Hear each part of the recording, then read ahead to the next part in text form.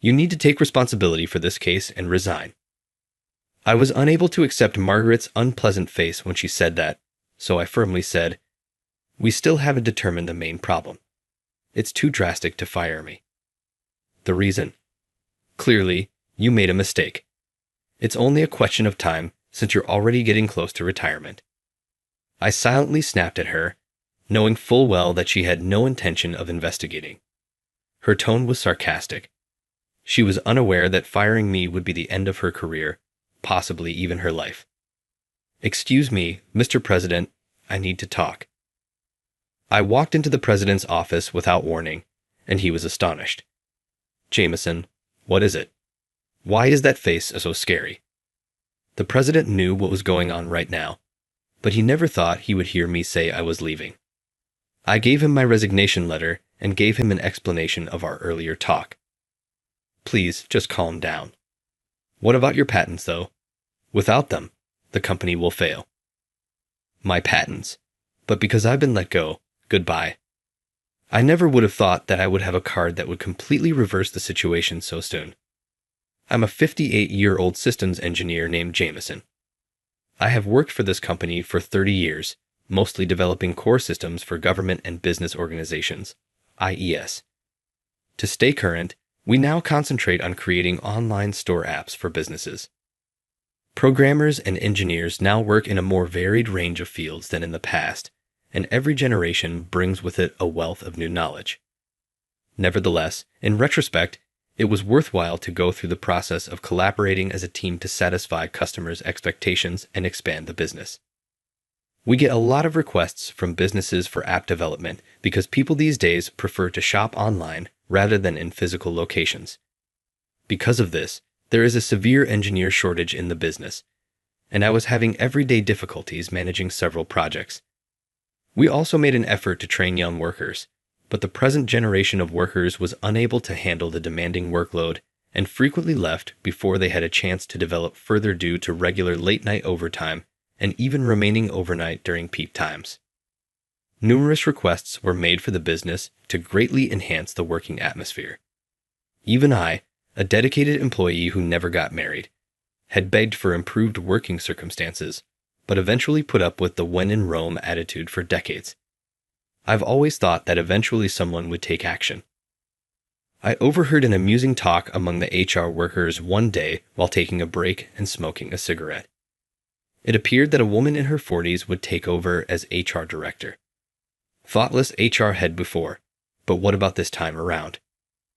I thought they would employ some bright engineers, put more money into sales and development, and assign it to my department. However, based on the talk I'd overheard, I was forced to abandon that dream. I was still busy and had forgotten about the unpleasant rumors a month after I first heard them. I was astonished to see that the budget for this month had been reduced by more than 30% one day when I was going over it.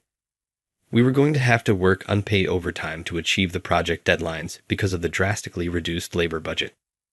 I limited the information since I knew how serious the situation was, and I went to HR to talk about the budget. I thought about the new HR head I had heard about in the smoking area while I was in the elevator. I felt depressed at the idea of meeting them. It was boisterous at HR when I got there. There was a woman who appeared to be the head of HR disputing with someone from another department.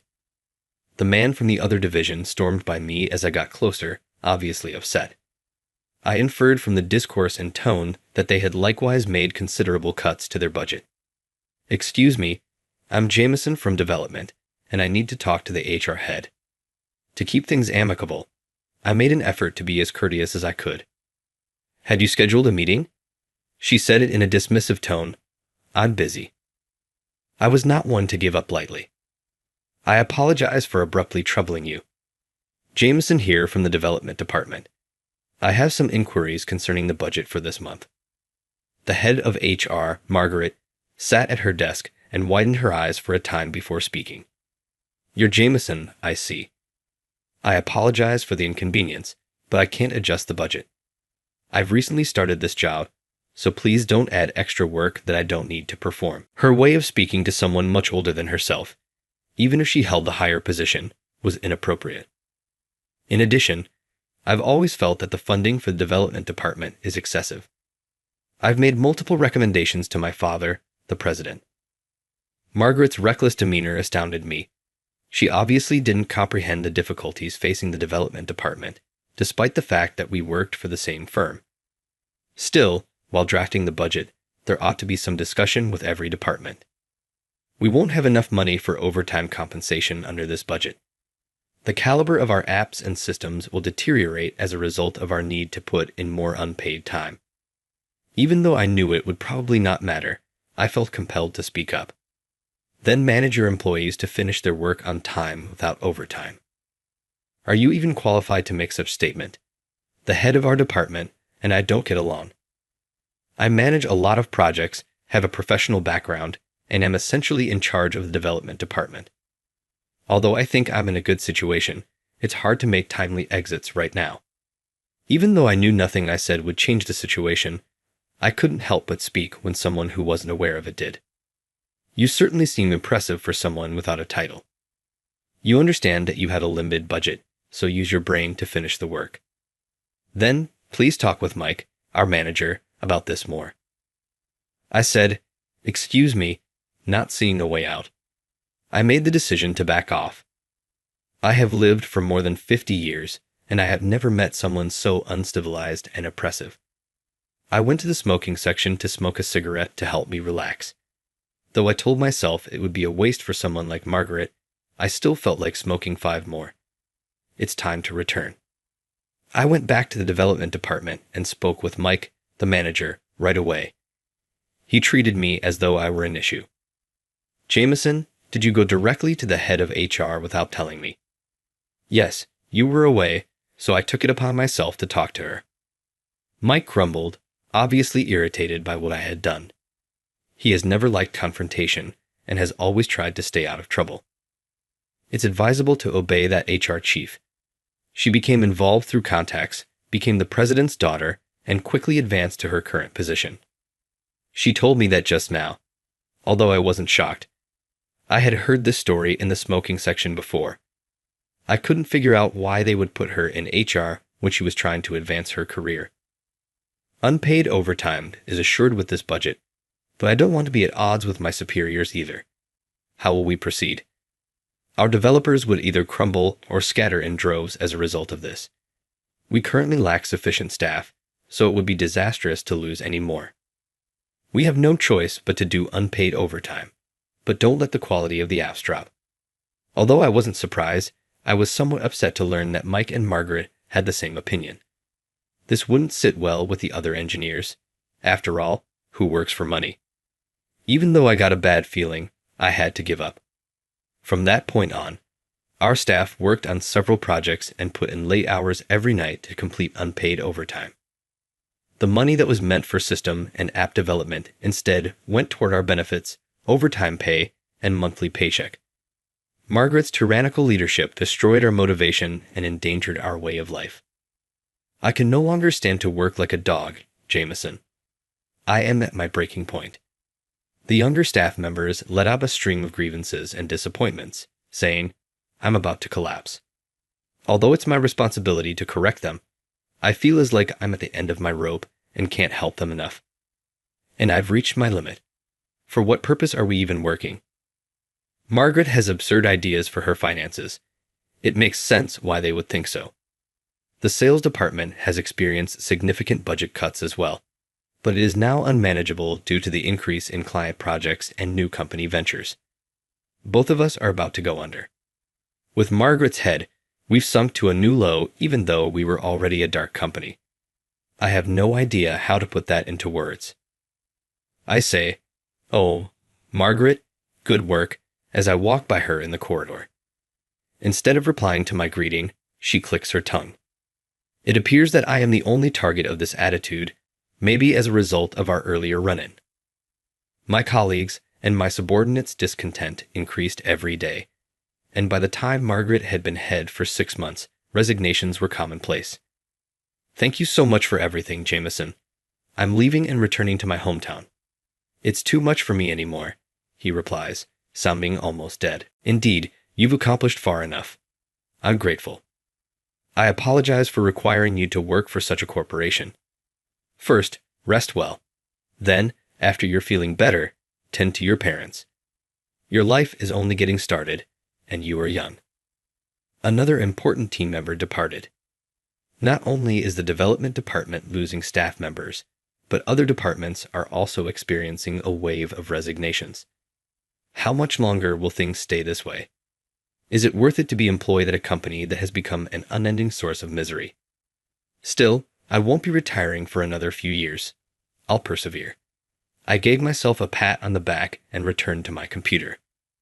The development department was thrown into disarray one evening when a client reported a system issue. Jameson, we are going to immediately apologize to the client. Manager Mike quickly reminded me to get ready. Disappointed, I closed my laptop and pulled my tie back. When we went to apologize to the client, we were reprimanded for more than 2 hours rather than having a civil conversation. I was shocked as well. I had worked in this field for more than 30 years, and I had never received such a harsh punishment for a mistake. Future business transactions were reevaluated due to the malfunction's excessively large losses. However, it made sense. The development department was already overflowing with engineer resignations and collapses. It was not shocking that errors and glitches began to appear. Jameson, you really messed up. After the client raged at me on the train ride back, Manager Mike threw the blame at me, his subordinate. I apologized profusely. It escaped my notice during delivery. We got back to the office and I was called into HR right away. I thought the head would punish me in some way. I was probably really exhausted when I entered the elevator. I was annoyed with the entire corporation instead of feeling afraid. You called for me, I asked, turning to face Margaret. Jameson, stop acting as though you don't know. You made a grave error. Considering that she forced the resignation of important engineers and fostered an atmosphere where unpaid overtime was required, she had no right to make that claim. Even though the problem involved a client I was in charge of, instances like these are not unusual given the budget and manpower constraints. I shot back at Margaret, coolly and rationally. She is my superior, yet I couldn't allow her get away with it.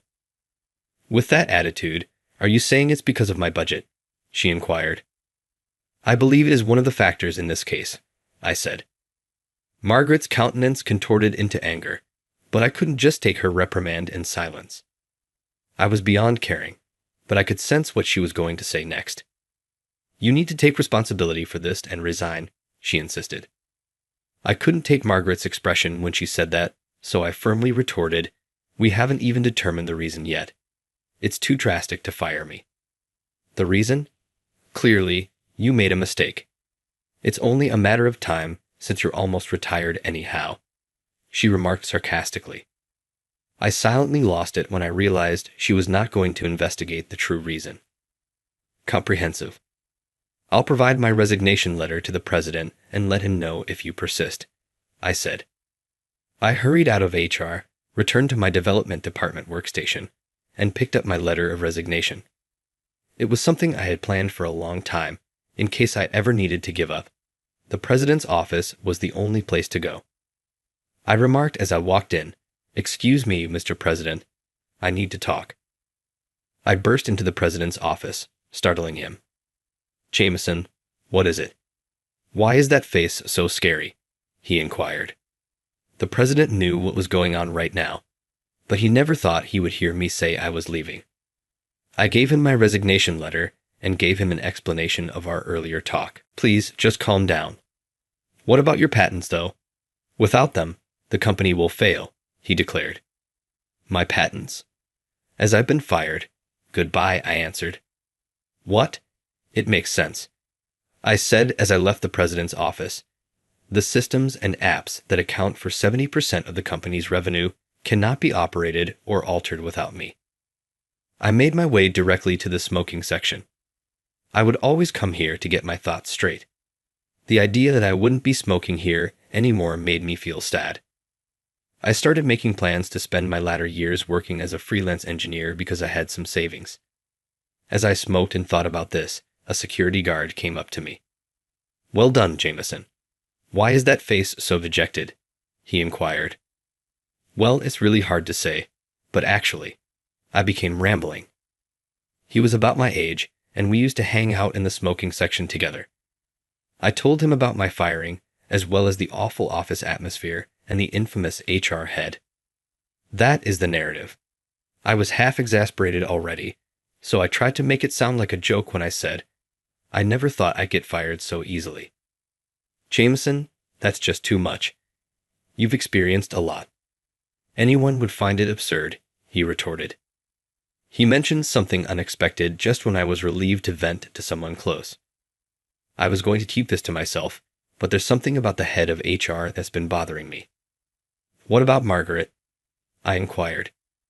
His expression was pitiful as he started talking. "One day, while I was monitoring the security cameras in the guard room, I saw a woman who looked like the head of HR hugging a man in a deserted warehouse." "Hugging?" I questioned, taken aback. "That kind of hug," he said in agreement. "It was very amazing to watch on the security camera. Although I had heard gossip that she was attracted to guys, I never thought she would act in such a way while working. The man appears to be married. On his left hand, I noticed a ring-like brilliance."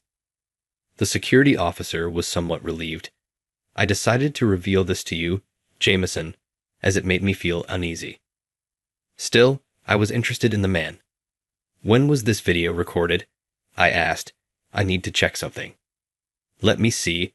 Are you planning to go to the security room?" inquired the man. "Indeed. I've got nothing to lose because I was dismissed." I begged, "Please help me," and was let into the security room. Every 3 days or so, they have a covert meeting at the warehouse. "I've noted multiple instances and dates," he remarked. I grinned silently as he showed me the most recent footage. Manager Mike was the man who was hugging Margaret, and there was no doubt. Before leaving for home, I thanked the security man and received a copy of the troublesome film. The company can't function without me, but I feel like I've got to pull off one final major prank because I feel like I do. I never imagined that I would devise such a cunning scheme before to becoming 60. Planning my approach while having a cigarette at home, I sat at my workstation. I wanted to open a can of beer, but refrained to maintain my composure. I took a shower, made my plan for the next day, and went to bed. The grand finale takes place tomorrow. My head was filled with images of the company I had worked for so many years. The idea that I would be battling this alone after the firm failed me is pitiful and awful. Luckily, though, I had some fascinating cards to deal with now.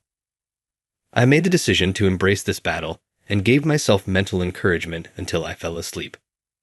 The weather was ideal the following morning, making it an appropriate morning for the battle. Knowing that this might be my last day at the company, I prepared myself resolutely and went there. I walked lightly. I arrived feeling calm despite my circumstances, only to discover the office in disarray. Anticipatedly, the customer was promptly contacted to arrange an urgent meeting to discuss the problems resulting from the system failure. The president gave the order, and the conference room with the screen served as the venue. "The meeting is in the evening." Mike, the manager, answered. With a little anxiety, he answered, "Yeah, it seems so." I questioned his level of comprehension regarding the gravity of the circumstance. I looked into the problem more over my lunch break and discovered that it had become a really concerning scenario overnight. I was tempted to tell him in private. My hand only grew stronger over time. It's likely that very few engineers in the development department realized how serious this issue was. I calmed down before the conflict by drinking black coffee and puffing on a cigarette in the designated smoking area. This is doable, I told myself. It was almost time. The president, executives, and managers from several departments were present when the meeting got underway. Even though I was let go yesterday, I took part in the activity as the director in charge. The substantial budget cuts that had been a source of worry over the previous 6 months contributed significantly to the malfunction, as they frequently resulted in the resignation of experienced engineers, which in turn led to poor system management. All I did was tell Margaret again what I had said earlier. "Margaret, why was the budget cut so drastically?" Margaret stumbled through a nonsensical response to reduce overtime and promote work efficiency. It was quite challenging to design and modify the absence systems with the limited funding. Without money for labor, working overtime without pay became the norm. Margaret was still silent, I noted as I urged her further. It really was amazing how hard she attempted to stand her ground against me. Overtime rose rather than decreased. Our restricted resources, fewer staff, and less money made our work even less productive. The executives knew that Margaret was a conceited person, and most of them nodded. I take it that's because Jameson lacks competence. It is merely scapegoating to blame the budget, she continued. Why is she not addressing Manager Mike's responsibility? Others began to question this, so I got up and moved in the direction of the projector. What are you doing, Jameson? Go back to your seat. Margaret gave the order. The buzz in the meeting room started. It makes sense, given that in this tight environment, I started fumbling with the projector out of the blue. Please, everyone, look at this. I made the decision to be thorough. What's this all about? Hold on. Wait. Margaret and Mike were shown on air having a private conversation. Although there was no audio, this kind of behavior at work was totally improper, especially in a solitary place. It was sufficient to be regarded as a serious infraction of professional conduct. Margaret, Mike, what is this? Mike and Margaret were devoid of expression and pallid. Johnson, you're married, aren't you? I wanted to emphasize that holding back had more to do with it than simply being married. No, it's not what appears to be. There is a miscommunication here, Margaret stumbled. It would be intriguing to observe how they provided an explanation for this. What do you mean by misunderstanding? I turned on the projector and moved on to the following video. This tape, which was taken on a later occasion, revealed Margaret and Mike having even closer contact. I'm not this person. It's not. Margaret appeared to be about to burst into tears, almost as she was breathing heavily. Enough, Jameson. Now switch it off. Mike made a demand. What are you talking about, Manager Mike? I changed to a different video on the projector. It showed Mike working on my computer in the development department by himself late at night. I was astonished to see this from the security guard. Even though I hadn't given him my password, it was easy to figure out how he was able to enter in at such a late hour. Manager Mike, who usually pushed work onto his subordinates, what were you doing alone in the office that night? All Mike could do was stay silent. Did he truly believe he would escape detection? Mike, I'd like to hear more from you later. Is that okay? I inquired. I was the one that broke the system for the client that day. In the conference room, most individuals were in disbelief. Margaret murmured, I thought if I kept slashing the budget, people would quit and Jameson would be exhausted and break down, after a minute of awkward quiet. However, I recommended it since he was too strong. Thus, Margaret was the one who suggested to Mike that there was a system error. I couldn't tolerate it that you were more capable than me and that your colleagues trusted you. Surprisingly, I was briefly tempted when Manager Mike openly admitted his feelings. I couldn't help but worry that you'd surpass me and become more influential in the company. Manager Mike couldn't look me in the eye, so he focused his attention on my tie. So when I gained power, I decided to get rid of you for Mike's sake. Margaret, in contrast to Mike, gave me a straight glance that was twisted into a look of loathing and rage. Their looks were disgusting and horrifying at the same time. In a nutshell, you two desired that I leave the company. After all these years of making contributions to the organization, why did I have to be let go? Even though I was furious as hell, I was done. Now, about the system malfunction you two orchestrated, I went on. I looked into it earlier, and it appears the damages to the client company amount to millions of dollars. What? Not at all. Millions? Margaret paled, realizing that by telling her beloved what to do, she had ruined everything. When it finally hit him, it was too late. What? Millions? Is that accurate? Mike inquired. Yes, these are preliminary figures, but I'm astounded by their collective stupidity. I responded. Manager Mike carried it out, but Manager Margaret, who gave the orders, is equally guilty. May I ask how you plan to handle this? Margaret said, I'm at a loss for what to do. You need to fix it. Well, since I was fired by you yesterday, there's nothing I can do about it, I replied. Margaret's cheeks reddened with rage, but she was unable to respond right away. You think you can handle this, Mike? You carried out the task. Ultimately, Margaret went on, assigning her beloved the responsibility. Mike was clearly disturbed by what had been spoken at this moment. What topic are you discussing? The commands came from you. Besides, without Jameson's approval, we are unable to make systemic changes. What? Margaret asked in shock. I was unaware of the patents. I had designed and patented the malfunctioning client system 30 years prior. Therefore, it cannot be fixed without me. You get it now, Margaret? I stated. The executives and the president were in disbelief and seemed to disappear inside the conference room. Our client has lost millions of dollars. This is terrible. While the president was aware of the patents, it's unlikely that he anticipated such a disastrous outcome. I'll use my power to revoke your termination.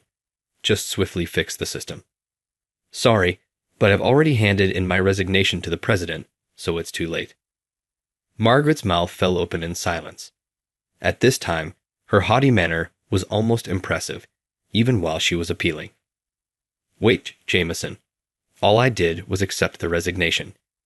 He turned to face his daughter and urged her to kneel, saying, Please forgive this foolish daughter. Why should I have to kneel to this guy? You knave. Do you not recognize how serious this situation is? Express your genuine regrets. Still, I wasn't into kneeling or a forced apology. I apologize sincerely. Kindly think it over again. Margaret seemed to have never apologized from the bottom of her heart, based on her phony apology. Could you maybe think it over and aid the company, Jameson? If you remedy this, we'll void the dismissal and extend an executive post offer to you. I had been taken advantage of for decades, so such kind remarks had no effect on me. I'm leaving the company already, even if you decide to overturn the dismissal. An employee who has made the decision to leave cannot be persuaded otherwise. Both of their features went dark at that very moment. Hold on. You won't assist us after all this apologizing. It all began as a result of you. Isn't it wonderful that you can now reduce the budget even further without me? Margaret couldn't say anything. She did not reply.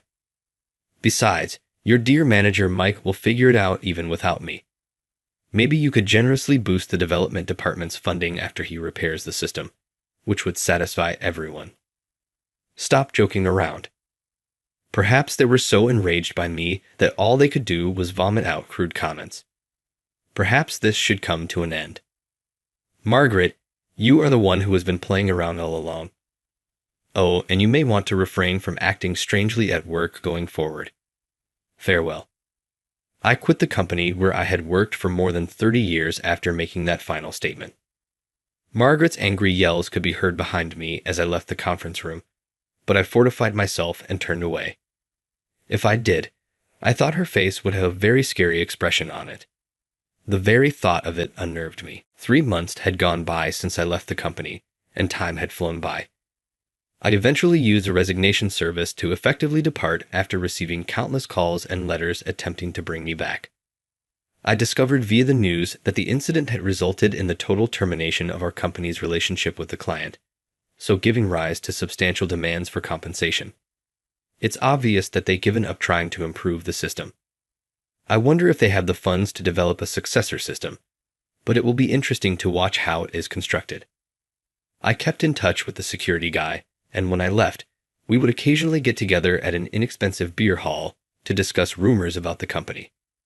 It turns out that there was a romantic relationship between Margaret and Mike. Margaret, it seems, slashed the budget to drive me, the ace, to the breaking point since her darling Mike thought I was a bother. Looking back, it seemed very strange that despite everything, Manager Mike's pay hadn't improved all that much. Everything made obvious now. Margaret's father, the president, would likely pay the compensation, but it appears that Mike's wife learned of their relationship, which has caused further financial and emotional hardship for them both. Although the security guard was unable to determine how it was found specifically, It was sufficient information to regale others over a few beers. The company is going to fail in a few years because my patents powered my other apps and technologies that are no longer useful for business. Nevertheless, neither Margaret nor the president posed the greatest threat to the organization. Without a doubt, that was the security guard. I didn't hunt for a new career after leaving the company and went back to my hometown. As I'd approached 60, I made the decision to inherit my parents' home and live out the rest of my days in the country. I hadn't been able to see them while they were still living, but it's great to have a hometown you can go back to. As an engineer, I've worked with computers and other technologies in buildings for years, but I'm not sure what I should do next. My ability to work as a freelance engineer is enhanced by the patents and abilities I have acquired. There won't be a problem with money for a long, because I have enough saved to live well for almost 10 years without working. I'm free right now. I have few happy memories from the decades I have spent concentrating only on my profession. There may have been a few, but they didn't make a significant impact. I've always desired to pursue an endeavor outside of engineering. Perhaps I'll take a part-time job at a convenience shop or restaurant. It could be fun to open my own tavern or beer hall. If I do, I'm going to make the kind security guy my first client. I've relieved myself of the weighty responsibilities. I'll live the remainder of my life with greater freedom, as though I'm making up for lost time.